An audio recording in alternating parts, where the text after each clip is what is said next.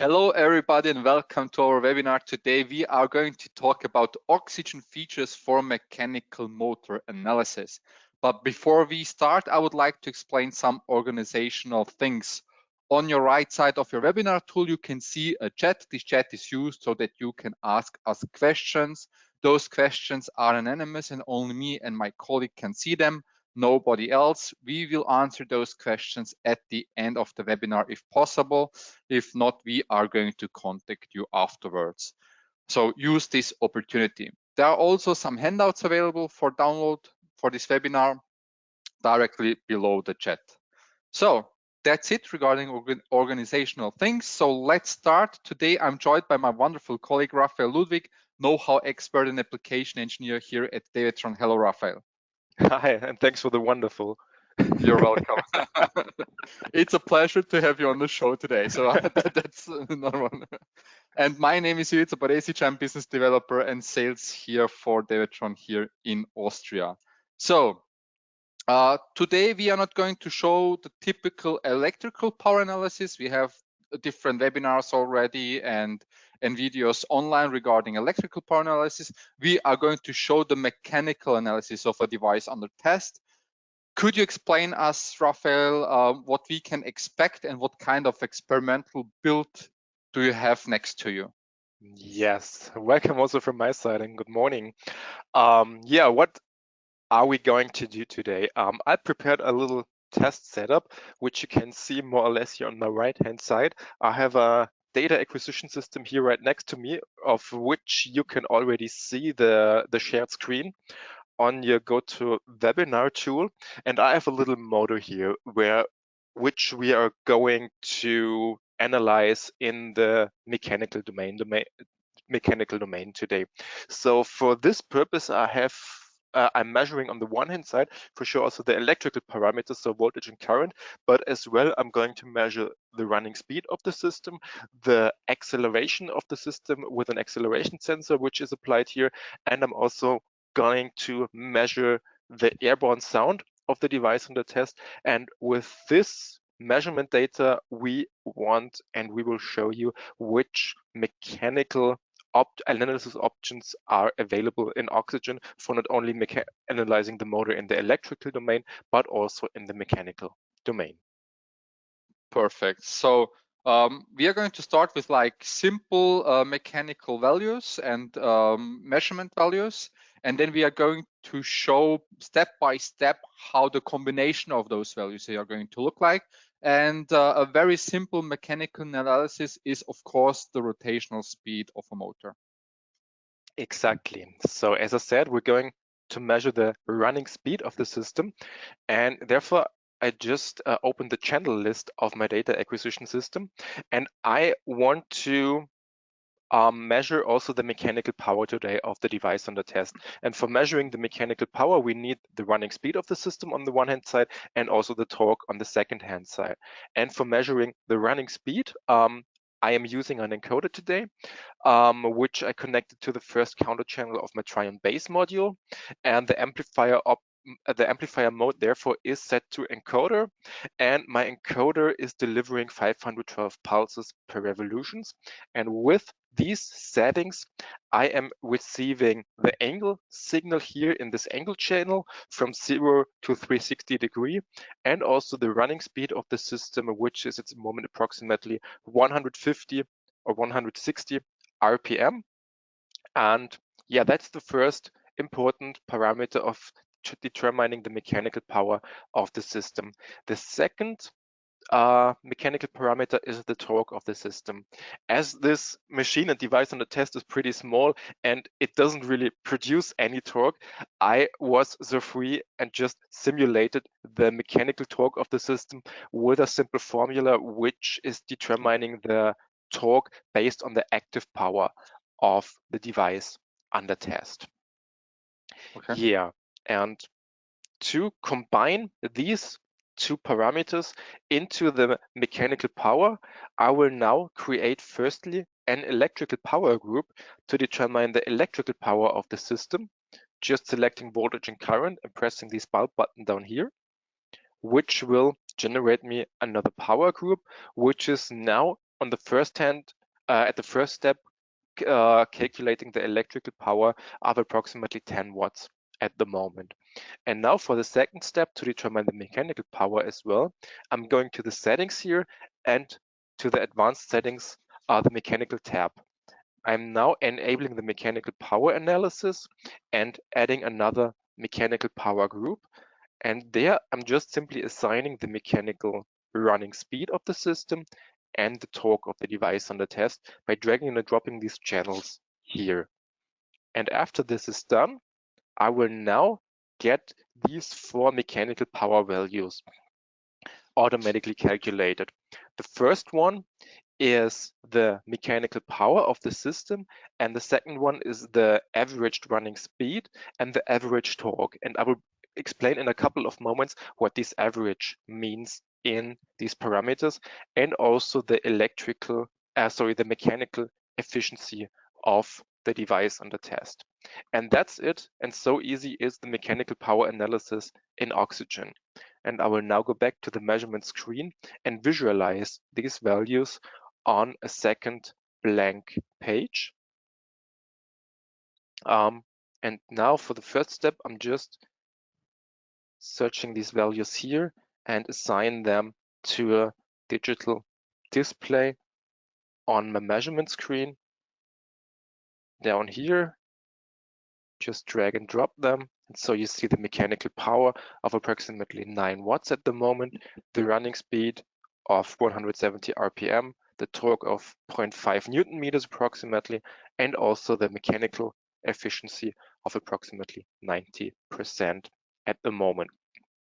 What's now the special thing about the mechanical power group in Oxygen? Because the mechanical power calculation is also simple possible by just using a formula and deriving the mechanical power by the known formula 2 times P times the torque times the running speed.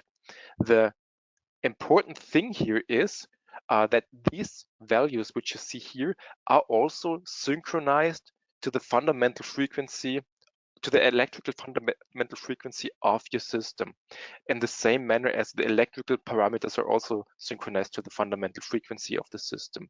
This means that I always have one synchronization source and one sync channel for the power group, which is deriving the fundamental frequency of the system. And when we are having a look at that in a scope display, I'm just assigning now the fundamental frequency and also the mechanical power to the scope now, and just changing the color a little bit that we can see it better in a couple of moments. In my case, the synchronization source is now the voltage channel of my system. And I'm now just changing the view a little bit that we can see the synchronization a little bit better. And there is the mechanical power. And I'm also changing the line width a little bit to see it more detailed.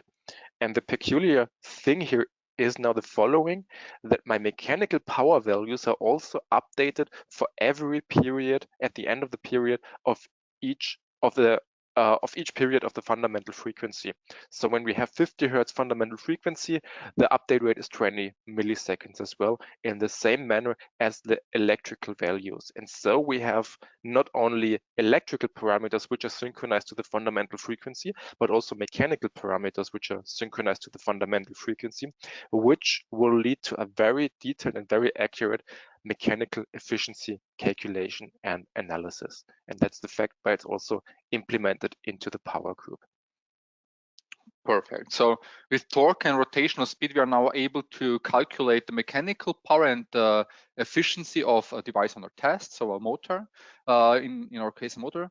But we can, or we went one step further. We are able to calculate and visualize the efficiency map while measuring.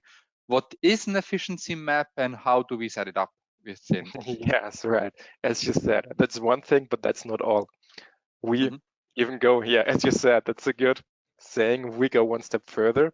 We can also now compute, or not really compute, but visualizing the mechanical efficiency by an efficiency map.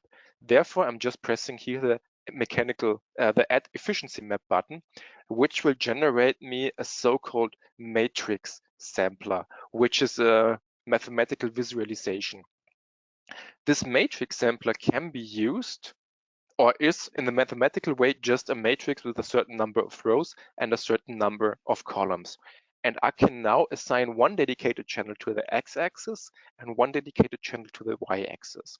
And for the efficiency map, it's per default the running speed for the x-axis and the torque on the y-axis. And I can now define a certain resolution and a certain range for my running speed, for example, from 500 RPM to, it's not just swapped here, down here to 4000 RPM with 250 RPM step size.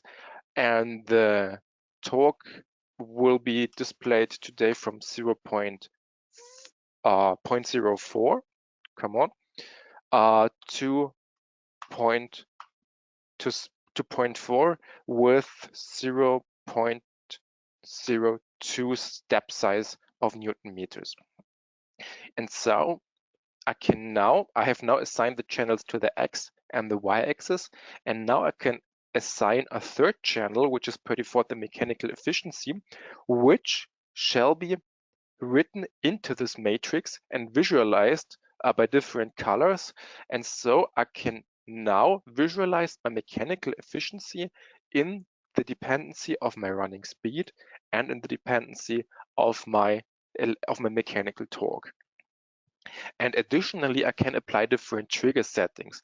For example, I don't necessarily want to have this matrix filled continuously with data, but for example, I want to have that triggered by a test bed, which is delivering a digital signal, which denotes, okay, I want to have the matrix filled right now with data. And so can apply different trigger settings, or also manually fill this matrix here with data by this take sample button. At the moment, I want to have that matrix filled continuously with data, so I'm just assigning the analog voltage channel, which now means that the data is always written into the matrix when the threshold of 0.5 volt is exceeded, so approximately 50 times per second. And that's the configuration of this matrix sampler tool. And now in the second step, I'm going back to my measurement screen, and I want to visualize that now. So I'm just dragging and dropping this matrix sampler here onto my measurement screen and change the size a little bit. And so you can already see that the x-axis displays the running speed of the system, and the y-axis the torque of the system. And color-coded in the set domain, we will see in a couple of moments the mechanical efficiency. I will now just change the resolution here a little bit from, let's say, 85% to 95%. And now we will start a measurement and see how the matrix will be filled with data. And before that, I'm just quickly saving my setup to avoid any unforeseen circumstances. And now I'm pressing the rec button and increasing the running speed.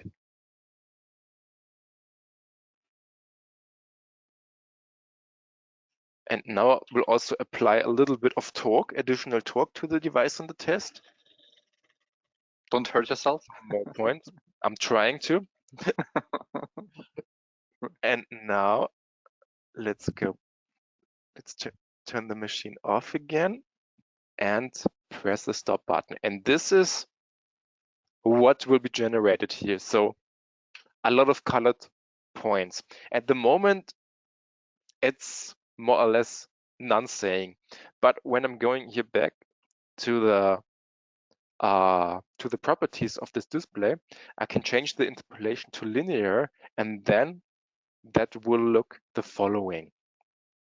And so you can already see here the points and the steps of the device in the test where the efficiency is very good. So the red dots here and where the efficiency is very poor. For sure now just with the simulated torque, but I hope that you can still see that this is a very quick and very intuitive option and possibility to visualize the efficiency, the mechanical efficiency of the device under test at different running conditions. And this can be done online during the measurement and must not be done in the post-processing, but you have this data and this visualization live during the measurement. Perfect, perfect. A very often asked question is, it's a wonderful efficiency map. So you have like 3 values that you can plot over each other, like X, Y, and let's say the Z, the color area. And the question I get very often from customers is this matrix sampler available for other values as well? Can you put other values than the mechanical power, the torque and the efficiency onto that matrix sample? Is it available for any other values that you would like to combine? Yes. Very quick and easy question. So all the 3 channels are, or all the 3 input channels, which are now assigned running speed, torque, and mechanical efficiency, can be completely freely assigned. So you can visualize also other dependencies with this matrix sampler, which we will see in a couple of moments as well. Oh, perfect. So, for example, just one example out of the applications that I know outside is efficiency map of a frequency converter, electrical power in, electrical power out, and the efficiency of the frequency converter you can easily show with the efficiency map as well. Exactly, that would be another application use case for inverter measurements, right? Perfect. Yeah. So. Yes, a very important topic during mechanical analysis is vibration, of course. Yes. Let us talk about vibrations. Yes. Let's talk a little bit about vibration and acceleration. Therefore, as I said in the beginning, I have applied an acceleration sensor, which I am measuring here with this channel. The raw signal of the sensor is very important, but only the raw signal is hard to interpret. And therefore, I will show you what kind of analysis you can do with this signal in oxygen. And the very first analysis is just to derive the RMS value of the acceleration signal. Therefore, I'm just going to press the plus button and deactivate all other channels before. And now I can select the statistics, and I want to calculate now the RMS value of a time window of 100 milliseconds. Pressing the add button, and there is my acceleration as an RMS value available. And in the next step, I want to derive the logarithmic value of the acceleration. And therefore, I'm just taking this RMS value and add it to a formula like that. And now I'm dividing it by the reference value of 1 micrometers per second squared. So 1e minus 6. And I'm additionally deriving the logarithm 20 times the decayed logarithm, which will now lead to the logarithmic acceleration in decibels. And as you just said, Ivica, we can not only use the efficiency map or this matrix sampler for creating an efficiency map, but you can completely freely assign these channels here. And so I'm now opening the setup of this matrix sampler again, and I will now add the logarithmic acceleration instead of my mechanical efficiency. Okay. And so we will see how the vibration and the acceleration of the device on the test changes in the dependency of the running speed and in the dependency of my torque. And I'm just changing now the resolution on the Z-axis a little bit from 110 to 150 decibel, and then we will do another run up of our motor and also saving the setup before once more. I'm starting the measurement, and let's see what will happen.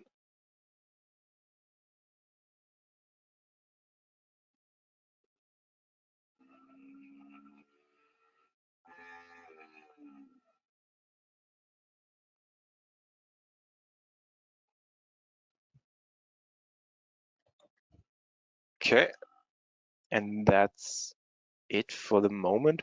And now we again get a visualization, and you see at which running conditions of the device in the test the acceleration is pretty high here in the red area, and where the acceleration is pretty low in the blue area. So you could also use the efficiency, the matrix sampler, to visualize other dependencies, and you're completely freely to assign your channels to this tool and this plugin.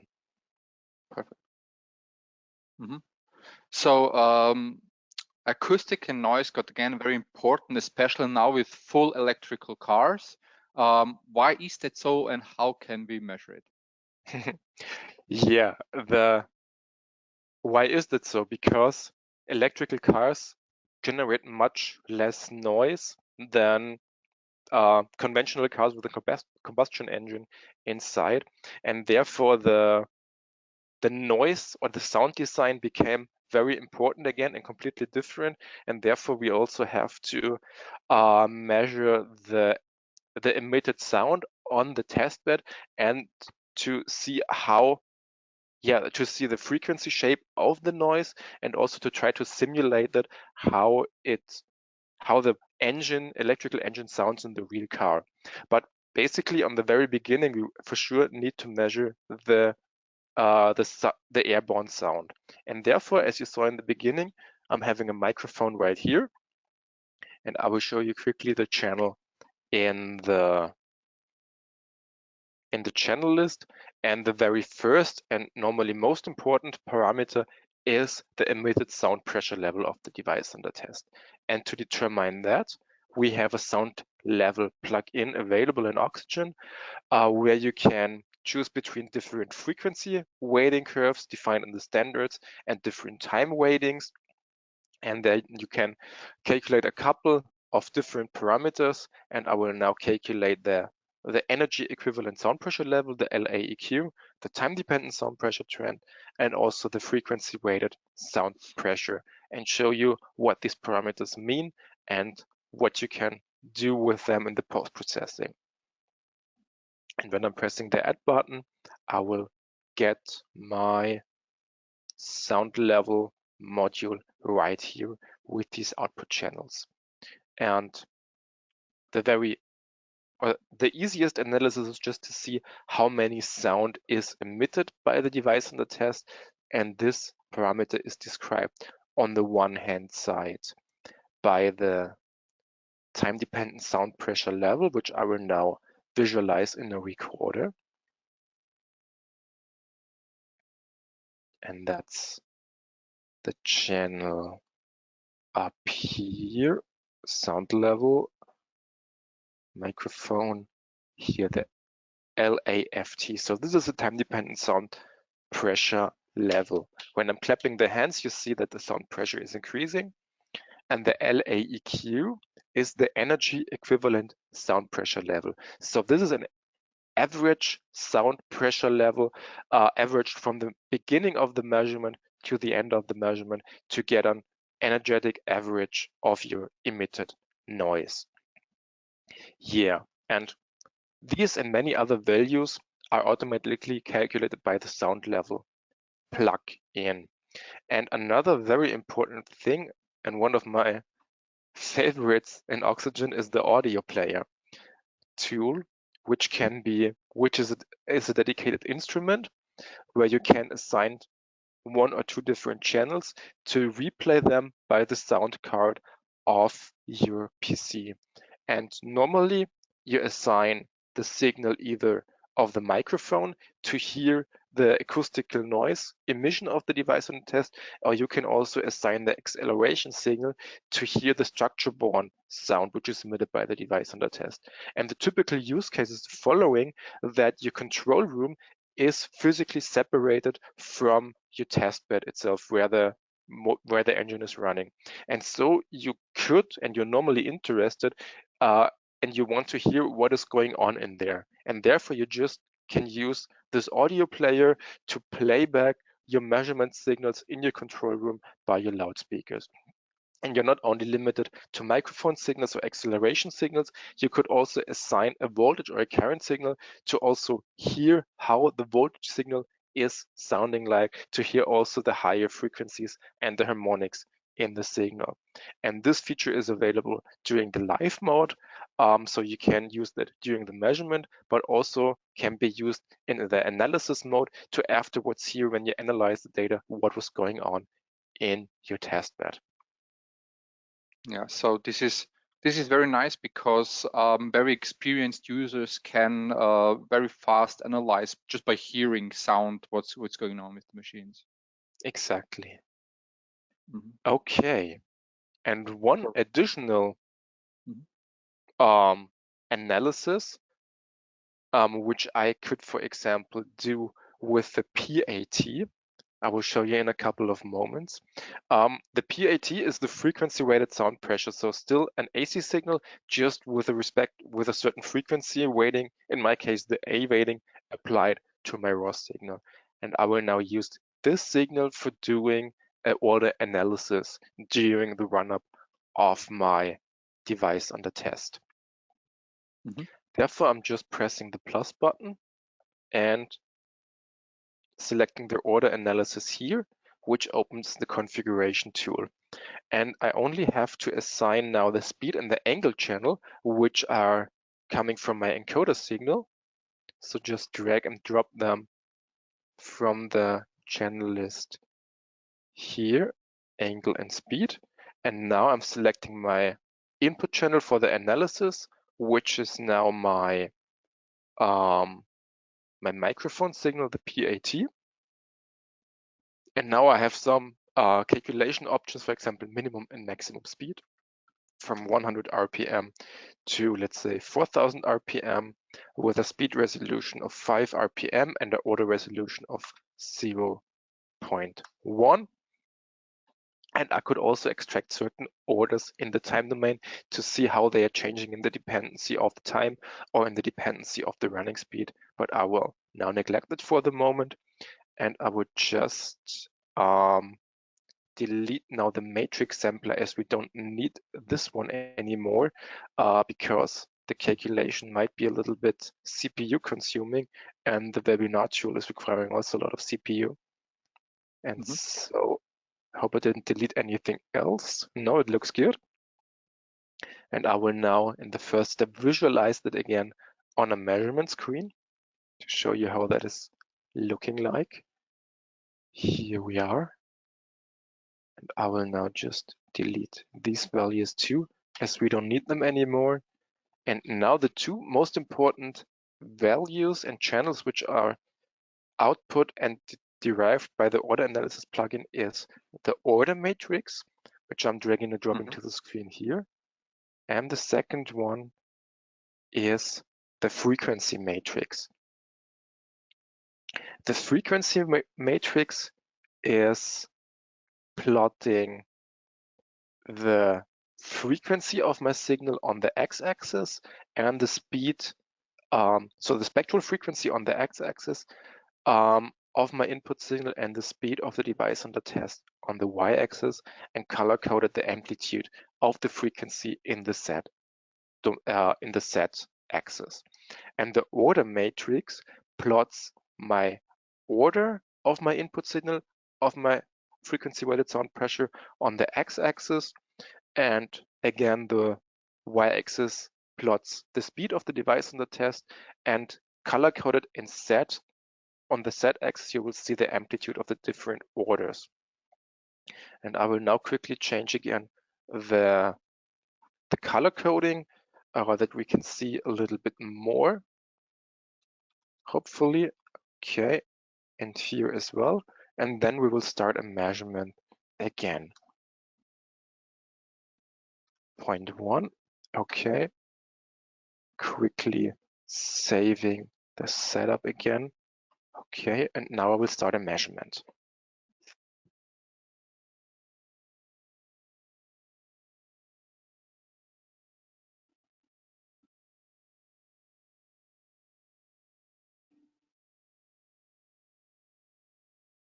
and stop. Okay, and now we get some interesting pictures. Let's say it like that. So let's see what these pictures include here. Let's start with the frequency matrix and zoom in a little bit, and let's only have a look up to 1000 Hertz.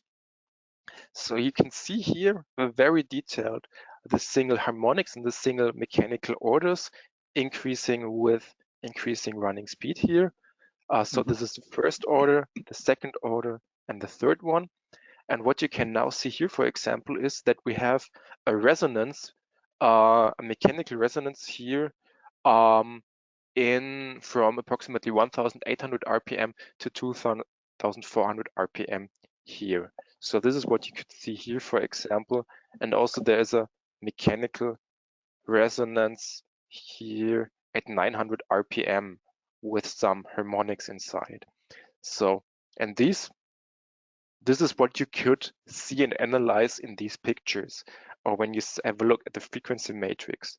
When we look at the order matrix a little bit more detailed, only from the first order to the 20th order, for example, we can see here the amplitude of the different orders in the dependency of the running speed. So the first order, second order, third order, and so on. And now we can see here very clear that the second and the third order are not very dominant at any running speed. But the fifth order, for example, is very dominant, for example, at 3000 RPM and more. And the sixth order is very dominant here in the from 2000 again to 2400 RPMs. And so the sixth order here seems to correlate as well here in the frequency matrix with the in this area here. And these are just some analyzers which you can also do with the order analysis plugin. And you can apply this order analysis for sure to structure-borne, so to vibration or acceleration signals, to the airborne sound, but only to electrical parameters. So you could also use the voltage or the current signal as an input to derive the order analysis there and to draw some correlations between your mechanical values and your electrical values again while the device under test is running up or coasting down.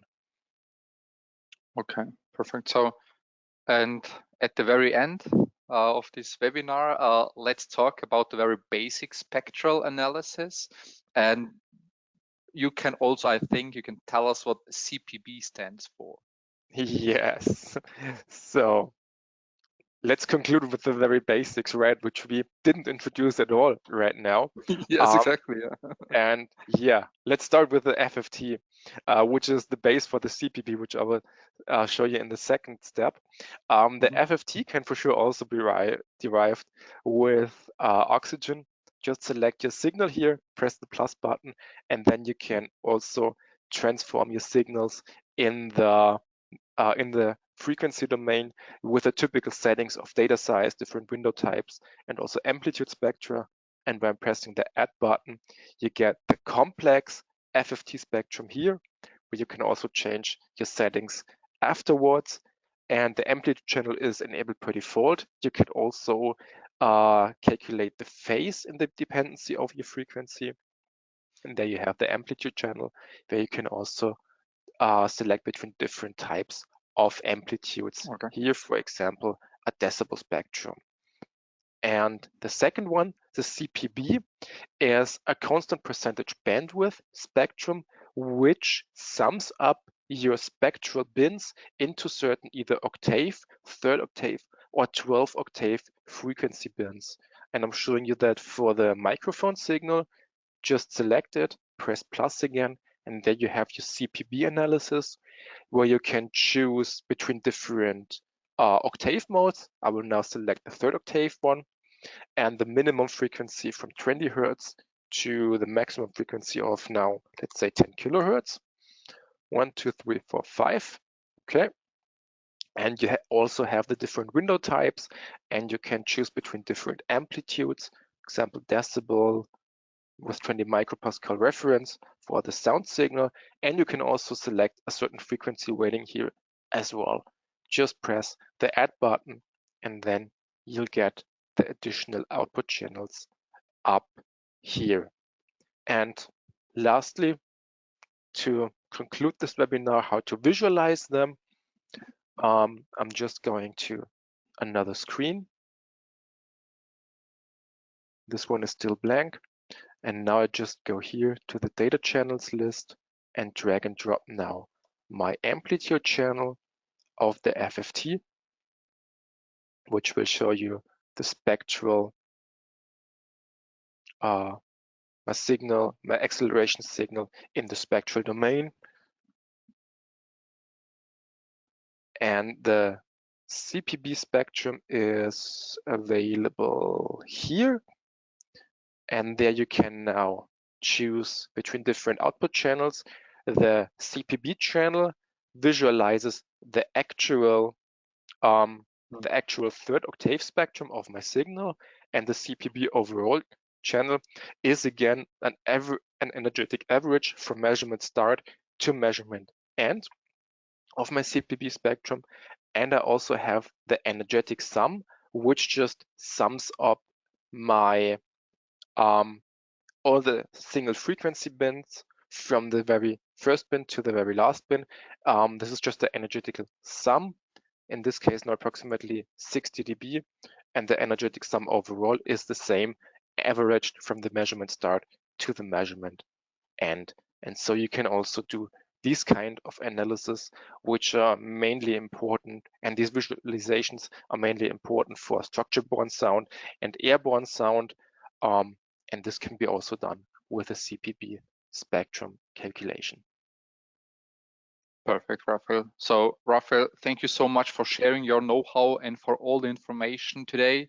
To all You're our welcome. viewers and for the participants, thank you for being part of this webinar. We are going to have this webinar also in the next couple of days live again. So if you have colleagues who are interested in this webinar, join us. There are further webinars on our webpage as well. If you are interested, go there. We have a small we have some 2 or 3 questions at the end of the webinar, so leave us some feedback. Again, thank you for being part of this webinar, and hopefully see you soon in the next webinars. Thank you. Bye-bye. Thank you also from my side. Bye-bye. Have a good day.